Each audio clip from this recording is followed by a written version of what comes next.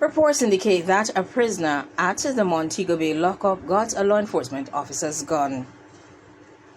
A report from the police indicates that last night's bizarre shooting incident at the Montego Bay police lockup in Freeport in St. James resulted from an altercation involving 5 prisoners.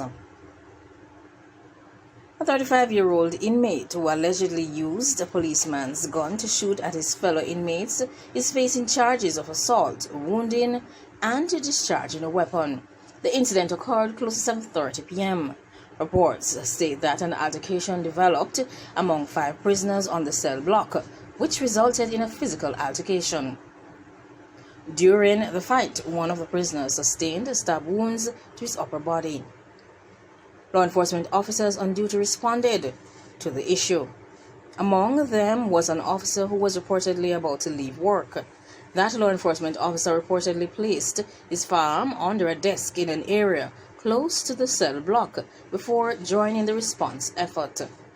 The injured prisoner was later put in the area where the firearm was placed. He allegedly took the weapon and pointed it at one of the law enforcement officers, with the demands for the gate to the cell block to be opened.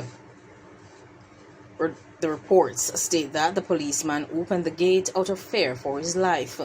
The armed prisoner then allegedly shot one of the prisoners before continuing to fire more shots in the cell area. A policeman was grazed by a bullet.